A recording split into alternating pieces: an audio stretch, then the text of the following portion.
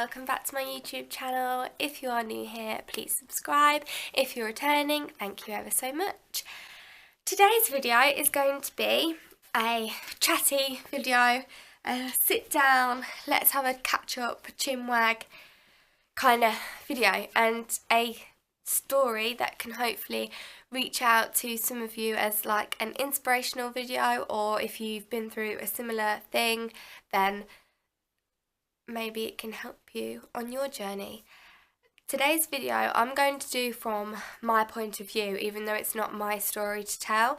I was within the story, but it wasn't actually my story. It will make sense as I go on.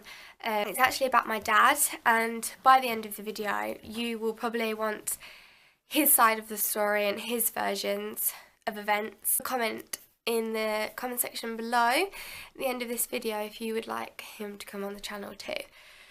But basically this video is all about him, and some of you that know me probably already know this story because I'm a very open person.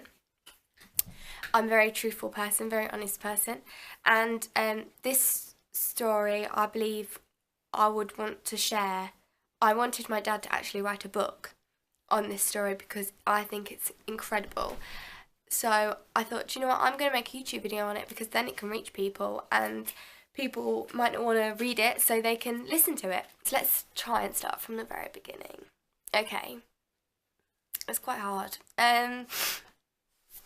My dad, when I was born, all my life, my dad ran for Great Britain. He was an athlete, including road, cross-country, track. His main events were the 5,000 and 3,000 steeplechase. If you know what that event is, you will understand that it's a very tough event. It's over barriers and hurdles for that amount of distance and through a water jump. It does test your physical capability and your mental capability, and it's a very exciting, sometimes quite long event. So yeah, he competed all over the world for Great Britain. He did really well. He went to the British Masters and he did come home with medals. He got a bronze, silver and a gold in many different events.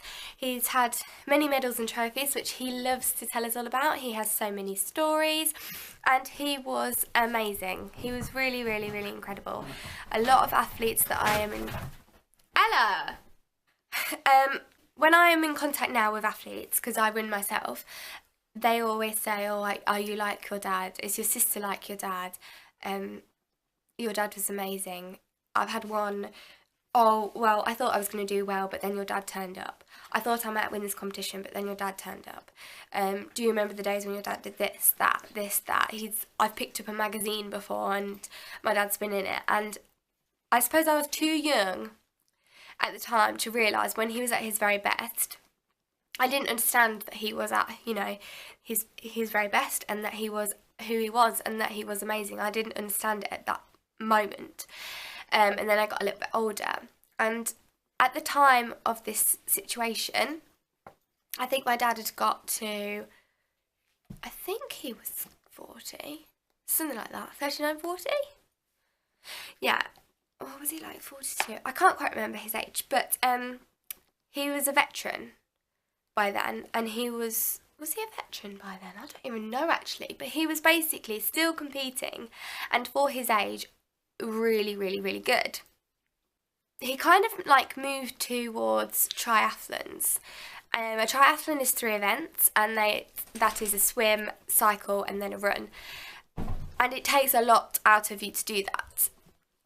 He was training for a triathlon when this situation occurred, and he was planning on doing lots of competitions, and then one day it all completely changed. That's like the background. My dad was an athlete until this particular day. When I was 11, I'm now 23, I was in primary school. I was in year 6 and I was coming to like my last term. It was June 28th and it was a Wednesday, and I remember the day very clearly. We was getting ready for school in the morning and we had a phone call, and my dad had gone into the back of a postal van on his bike. Now, when you are training on a racing bike, you're not going 5 miles per hour doodling down the road. You're going at pace.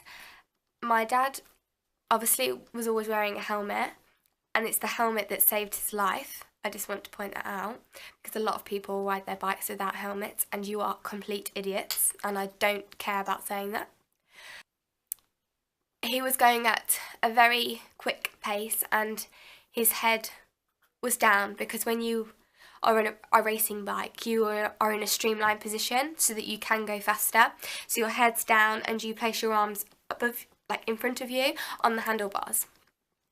So his head was down, and he'd obviously gone so quickly that he hadn't brought his head up in time to look at where he was and what his view looked like. He went into the back of a postal van.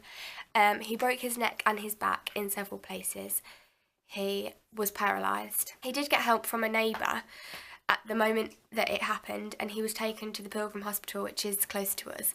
They couldn't help him, so they sent him straight to Nottingham, and they couldn't help him, so he was then airlifted to Sheffield Spinal Unit. Because he broke his neck and his back, this meant that he was paralysed, and he was paralysed from the neck down. He could not move his arms, his legs, his toes.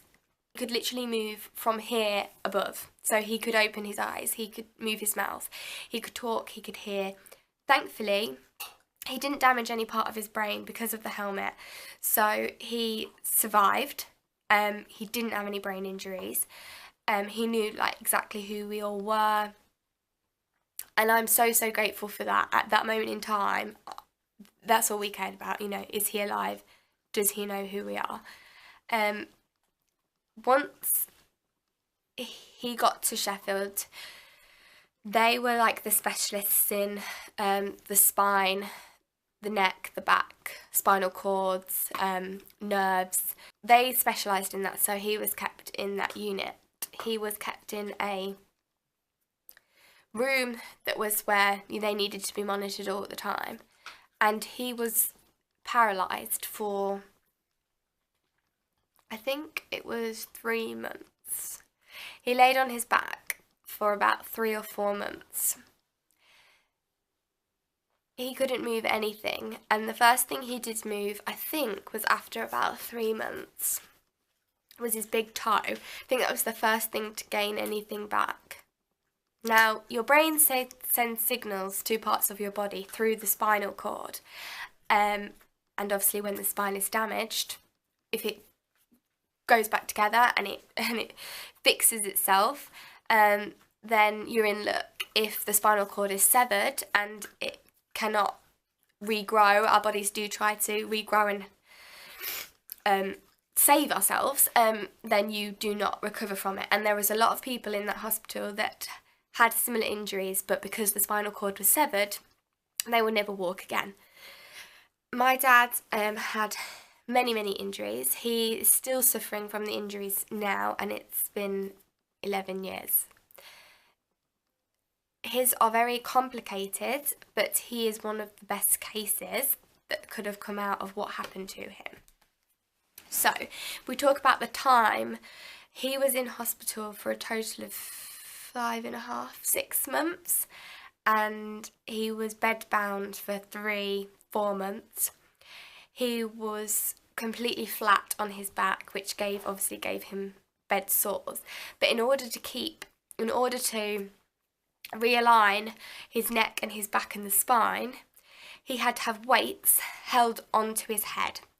So they drilled into his skull 2 holes either side of his temple. A weight was drilled in here and held across the top of his head, and the weights hung off the back of the bed. So he was laid on the bed, and the weights came off his head down here. So he could not move his head. Even if he tried, he wouldn't be able to move.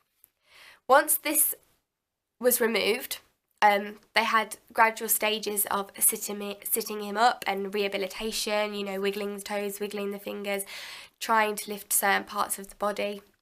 And it was a very long, draining, hard procedure for not only my dad, I can't even imagine, but for my family and the support around us. I was 11 at the time and I understood a lot more than, say, my sister did, but at the same time I didn't understand enough, and I didn't live with my parents. Obviously, one of my parents was in hospital, the other one was always in hospital caring for the other one, because my parents have been together 30 odd years, like they're devoted to each other, and my mum just basically wanted to be with him all the time, and I moved in with my grandparents to the house that I'm actually living in now. We lived there for part of the time that my dad was in hospital, and we also moved to Sheffield to support my dad and be there to see him, because obviously we grew up at that moment in my life without a dad, so we needed to go and see him.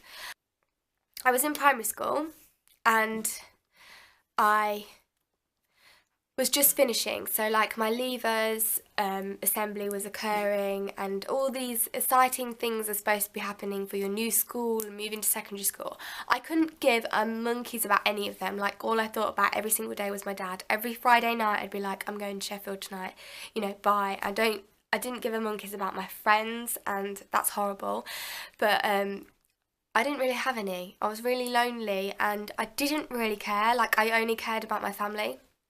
And now I look back and I'm like, that's fine to be like that. Like, my family is everything, so don't worry about it.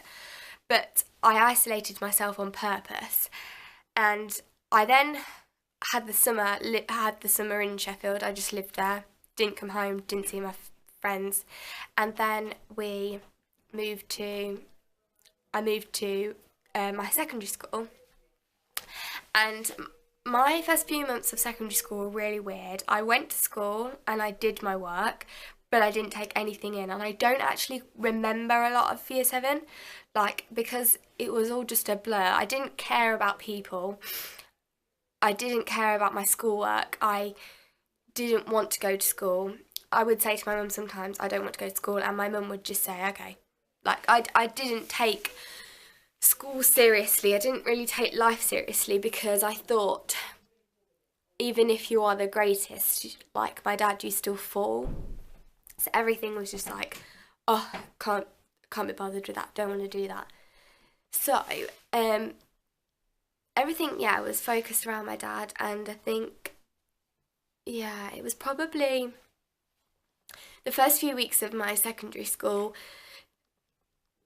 experience. I was really like secluded, I think the word is. I just isolated myself, and a lot of people found this really strange, and I did get bullied for the first term, I think it was, that I was at secondary school. So as well as my dad being in hospital and nearly dying, starting a new school, which is always scary, I was bullied by peers in my class. And I will do another video on this, but I'm going to do it separately, because I think that's another thing that you need to touch on. It's another thing that made me the way I am today, so I think it would be beneficial to do a separate video on it. But I just want to touch briefly upon it, because it was obviously a massive part of my life while I was going through this with my dad. So I was bullied, and I did have friends that knew my situation, and they tried to help my situation with the bullies, but it actually just made it worse. So I had a really, really bad time the first term. But I do want to point out, after that, I had some really, really good friends, and I absolutely loved school. And I still think they were probably the best years of my life. I really did enjoy school. But it was just a hard time, and I didn't... Even the teachers would be a little bit like, why don't you care? You know, you're an intelligent girl, why aren't you putting the effort in? And it just meant nothing to me. Nothing meant anything. It was just my family, and I think that's why we're so close now. Like, everything is my family. You hurt my family, I hurt you, you know. They are everything. It's brought us really close together, and like now I live next door to my parents and I'm 23. I don't ever want to leave them. I want to always be close by to support them and them support me, because that's all we've ever done. Going back to my dad, he had gradual stages of rehabilitation, and he did get some feelings back. He has movement now. He learnt to walk again. He is the only person to ever walk out of Sheffield Spinal Unit, and I'm really, really proud to say that. He was a British Masters champion and the only person to walk out of the spinal unit in Sheffield, which is a specialist. That is incredible. You couldn't even put the two titles in the same sentence, but he did. The day that my dad was discharged from the hospital, nurses and doctors stopped what they were doing and they clapped him as he left. We were all crying at what he had accomplished, but my dad obviously was paralysed, then he was in a wheelchair, and then he went through stages of learning to stand and walk again. He did everything from as if you were a toddler, learning to feed himself, to write again, to walk again. And he believed he could do anything. The mind that he has is so admirable. That is one of the things that to me, he is a hero because of the mental capability that he actually has. So he told himself he would walk again, he walked again. He told himself he would feed himself again, he did it. He told him he would write again and told himself that he would do his job again, and he has done every single one.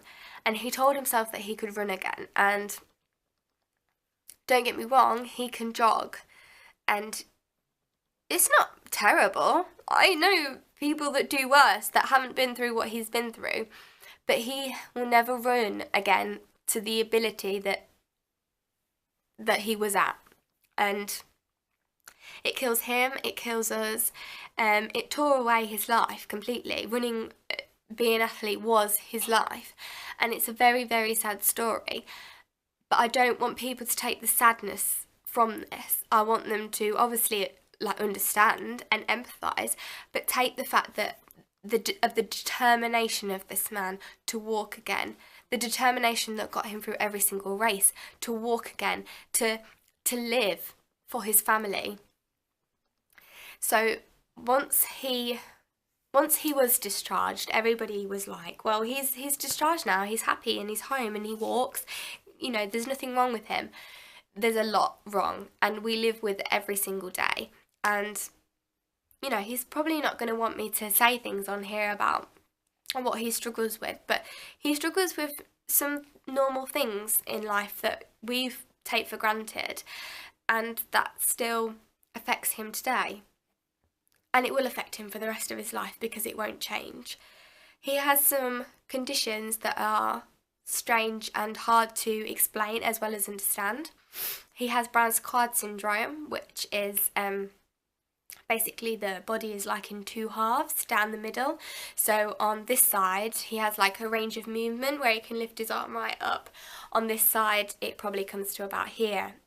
The same with the hands. This one can do quite a lot. This one is like a claw and can't really pick things up. His legs are the same on either side. One has a good range of movement, one has slightly restricted.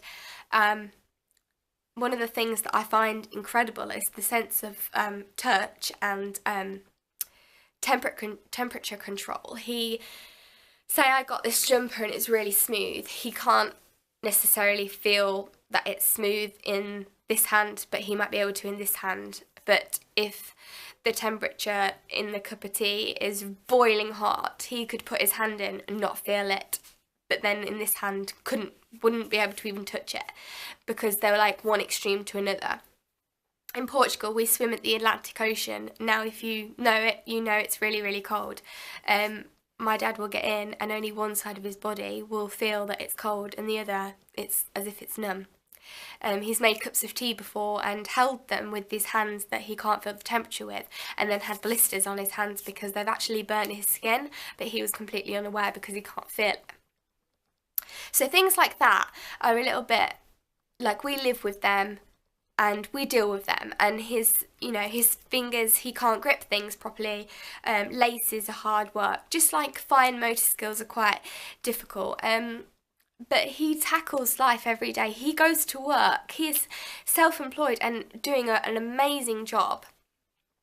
He works on the computer. He's learned to write and draw again. He's right-handed and his right hand came back the better side. So that's fortunate as well.